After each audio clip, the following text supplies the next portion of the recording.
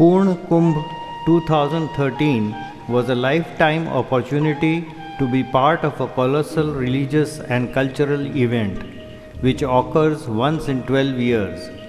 It was a mega congregation of saints, seers, philosophers, gurus, preachers, disciples, and visitors. The best way to experience Kumbh Mela can only be by attending it. The recent Purn Kumbh Mela at Allahabad, that is Prayag, began on 14th January 2013, the Makar Sankranti day, and ended on 10th March 2013, the day of Mahashivratri, both being auspicious days. More than 100 million people attended the 2013 Kumbh Mela, which was spread over 1,025,000 square feet of area, having many shivirs and camps put up by diverse religious saints, organizations and trusts. The highlight feature of the Kumbh Mela has always been the bathing ceremony or snan. Millions of people travel across the globe to take a dip in Sangam, the confluence of three holy rivers, Ganga, Yamuna and the mystic Saraswati. By doing so, it is believed to free oneself from sins and attain salvation. Shivir, or a camp organized by Prabhu Premi Sangh, Shri Shri Parashakti Dharmarth Trust and other associated organizations under the most auspicious and holy presence of Swami Avdeshanand Giriji Maharaj, was inaugurated on 10th January 2013. In the midst of a large number of shivirs of many other saints, akhadas and organizations, Prabhu Premi Sangh's Shivir was one of the most outstanding amongst the whole lot for its sheer size, beauty, facilities and living comfort. To build a Shivir of this quality and size at a short notice, maintain it with perfection and demolish it after about 5 weeks is an art and science by itself. It needs brilliant and experienced minds to get together to plan, execute, maintain and finally restore the land back to its original form. As one entered the Shivir, a high magnificent arch gate welcomes the visitor, and straight ahead, the first thing attracting his attention was the magnificent curved dome-shaped Satsang and Discourse Hall, which when converted as a theatre, hosted several cultural programs. All information about the Shivir could be obtained from a centrally and easily located kiosk in the front of the main gate. Nearby, one could not miss a bookstall of Prabhu Premi Sangh, where all books written by Swamiji, CD, DVDs and other religious paraphernalia was sold. Just by the side of the main entry gate, there was a free medical facility available with a visiting qualified team of doctors. Alongside was a small cafeteria. As one entered further inside the Shivir, a security barricade checked the identification badge, indicating a well-maintained security in the Shivir.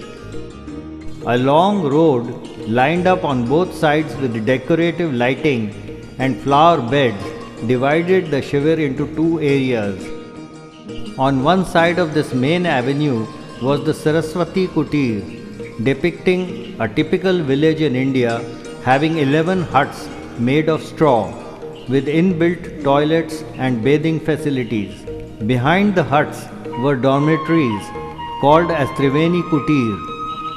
On the same side, further ahead along the road were the kitchen and dining hall or prasadam, large enough to serve food comfortably to all the inmates of the Shivir. There were separate sections in this hall to cater to the guests of Swamiji and for the saints and Brahmins. By going further down the road on the same side, one reached the Shri Dev Mandir, Yagyashala and evening Aarti Sthal. Here every day morning and evening, Sarvadev Archana, Mahabhishek, Anushtan Navchandi Yajna and evening Aarti were performed, making the whole atmosphere in and around the Shivir pure and pious due to the chanting of Vedic mantras and rituals. On the opposite side of the main avenue, one came across Yamuna and Ganga Kutir, a residential row of cottages made of plywood walls and metal corrugated sheet roof. Some of these were meant to house VIP guests and accordingly furnished. The exterior walls of all cottages facing the main avenue were artistically decorated and painted in folk art. The volunteers maintained excellent housekeeping and the place looked amazingly clean. Finally, at the end of the road and at the far end of the Shivir was Sri Datta Sadan, where Swamiji resided and met visiting dignitaries, saints, distinguished guests and volunteers. This was his temporary home during the Kumbh. It was a temple-like round structure with a pyramid dome. There was a large round central hall serving as a meeting and conference hall. A daily enchanting sight was the Khadi Bhiksha of sadhus and sannyasis at 10 am. On an average, around 2000 sadhus and sadhvis of all hues in their saffron-colored robes lined up from the main entrance of the Shivir and came in orderly batches up the main avenue to the Prasadam hall and received some cash money from the Yajman, who decided to do that religious service for that particular day. Then they were served with some eatables and tea. Swamiji made it a point to be present at this time to oversee the arrangements to its perfection. The spectators were delighted to see him arrive, sometimes riding a horse, self-driving the small-size nano car, or many times walking on foot. This occasion also helped Shivir residents to pay their respects to so many sadhus and saints who had converged in Kumbh from all over India and even from caves in Himalayas. In addition, they had the opportunity for having darshan of Swamiji and to pay their respects.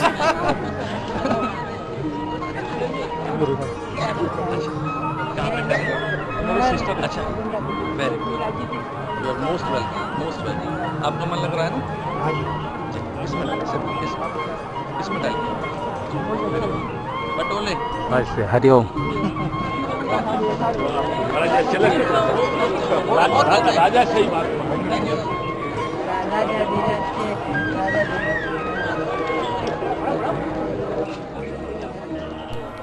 Swamiji had an extremely busy schedule throughout the day and even till late night, as he kept a close vigil on every small happening in the Shivir. His other major activities outside his own Shivir were in relation to him being the head of Juna Akhada, the oldest congregation of thousands of sadhus, including Naga sadhus.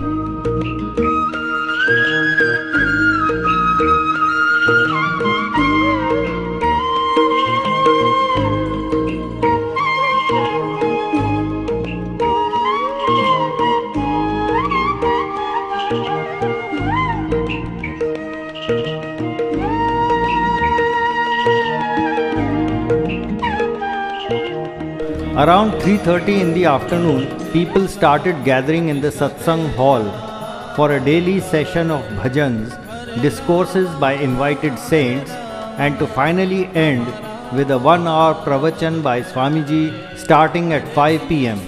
Swamiji had chosen a subject, life management, for this series of discourses. He stressed on each and every one to be spiritual.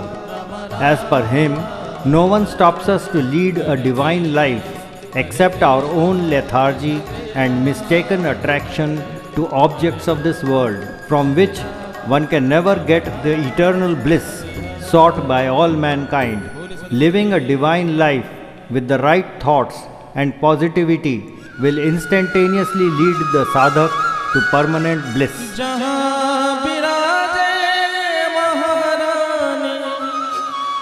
अलबेली सरकार सांवरिया, ले चल परली पार सांवरिया, ले चल परली पार। जहाँ विराजे राधा रानी, जहाँ विराजे राधा रानी, जहाँ विराजे महारानी, अलबेली सरकार सांवरिया, ले चल परली पार सांवरिया, ले चल परली पार कन्हैया, ले चल परली पार। जब तक जीव अपने मूल में नहीं लौटेगा तब तक उसे बड़प्पन नहीं मिल सकता, तब तक उसे विराटता नहीं मिल सकती। अपने मूल में लौटिए। मंत्र धकेलते हुए चेतना को अपने मूल में ईश्वर से जोड़ देता है। इसलिए अंतरंग साधना करिए इन दिनों में, मंत्र के द्वारा साधन कीजिए। अच्छे विचार बोलें आप, अच्छी भाषा बोलें आप, और कुछ अच्छा करें, फिर हाथ नहीं आएगा समय। इस समय तो चारों धाम, सप्तपुरियाँ, 12 ज्योतिर्लिंग और जितने भी तीर्थ हो सकते हैं सब इस समय प्रयाग में हैं। इस समय तो प्रयाग तीर्थ राज तो है ही, पर तीर्थों का राजा के साथ साथ सारे तीर्थ यहाँ हैं, गुप्त और प्रकट रूप से। After an early dinner, there were cultural programs held in the satsang hall by exponents in music and dance. One instance was a performance of Pandwani singing by Dr. Pijan Bai in the evening of 19th January. She is exclusively known for depicting mythological events through her fiery manner of singing in Chhattisgarhi Hindi language. The performance was well attended and applauded by the audience, which included Shivir residents and general public.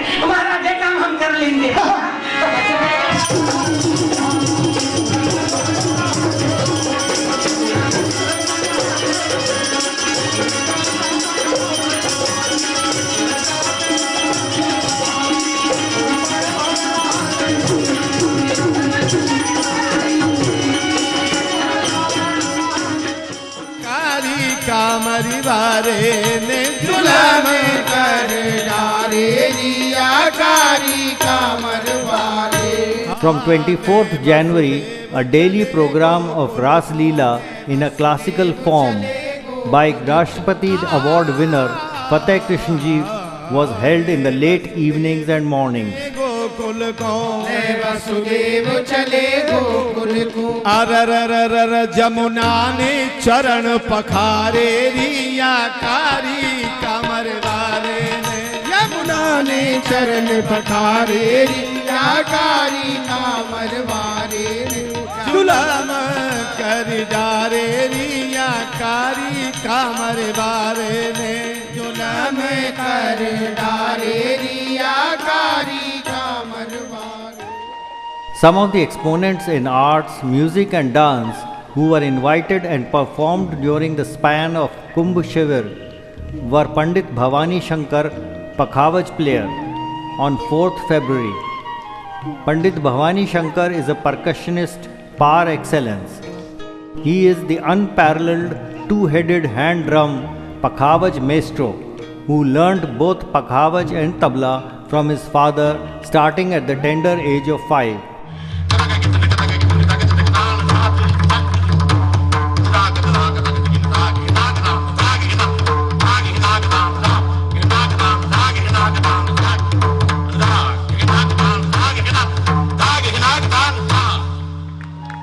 Padma Bhushan Pandit Channu Lal Mishra, a Hindustani classical singer from Banaras and a noted exponent of the Kirana Gharana of the Hindustani classical music, gave his performance on 5th February. जवानी बीत गई, अब बुढ़ापा भी बीत गया, लेकिन हमने कुछ किया नहीं ईश्वर के लिए। भंवर बूढ़े बकवे के आए, भंवर बूढ़े बकवे के आए। While Padma Vibhushan Pandit Hari Prasad Chaurasia, a living legend, as an Indian classical instrumentalist, playing the bansuri or the Indian bamboo flute, gave a stunning performance on 6th February.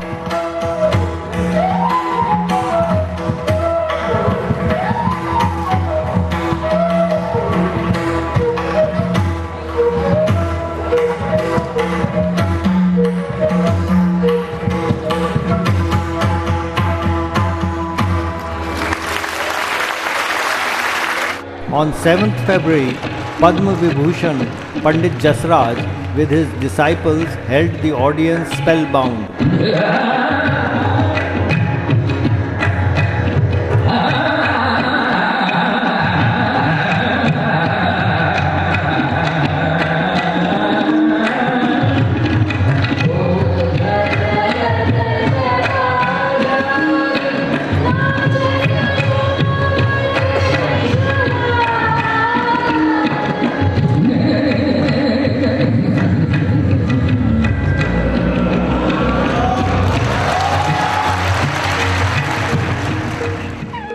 From 1st to 7th February, Swamiji held Srimad Bhagavad Katha from 3 pm to 6 pm at the main Satsang Hall.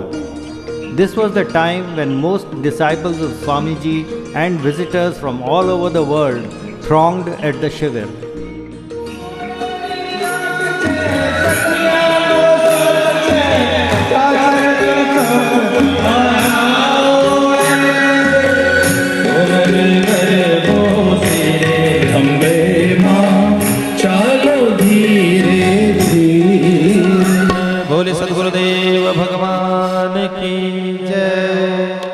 There were many distinguished saints who visited the Shivir and adorned the stage along with Swamiji.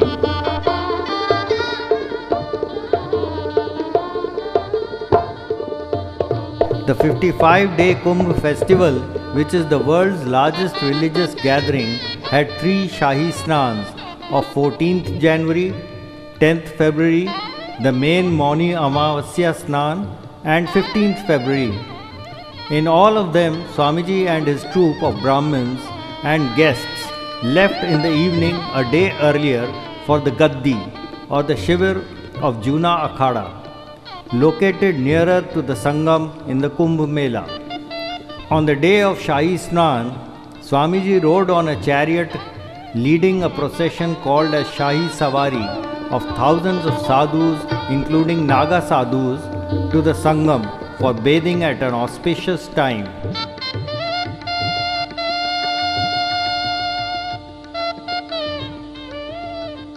In every Shahi Snan, he takes the first dip before anyone is allowed, followed by the milling crowd of sadhus and then the general public. It is a most memorable sight worth watching, and people world over are amazed to see this magnificent spectacle that can happen only in India.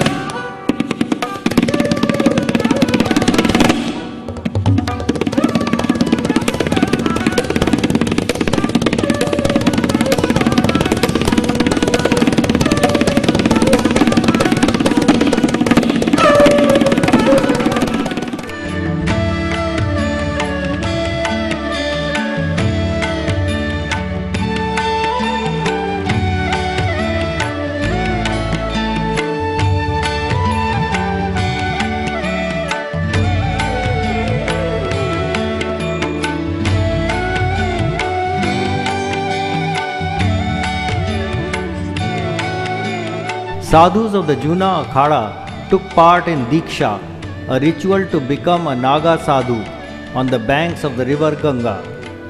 More than 2000 monks participated in the ritual, which was performed away from the public eye without any disturbance. The ritual for new members takes place during every Kumbh Mela.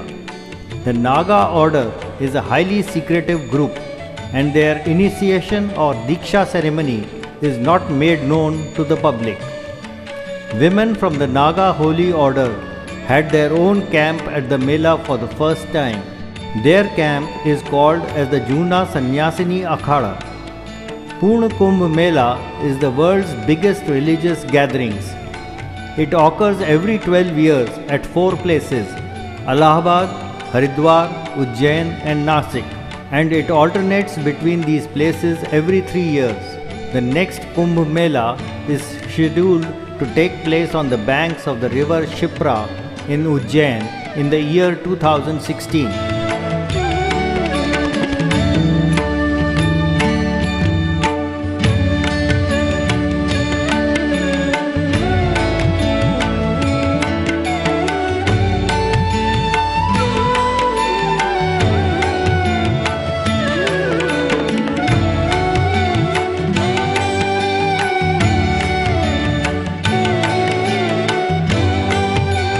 During the full tenure of 40 days of stay in the Shivir with His Holiness Swami Avdeshanand Giriji Maharaj was a lesson of captivating beauty and spiritual exposure. Undoubtedly, it turned out to be the most satisfying, spiritually exhilarating and power-gathering experience to the soul for the attendees of his Shivir in Kumbh 2013.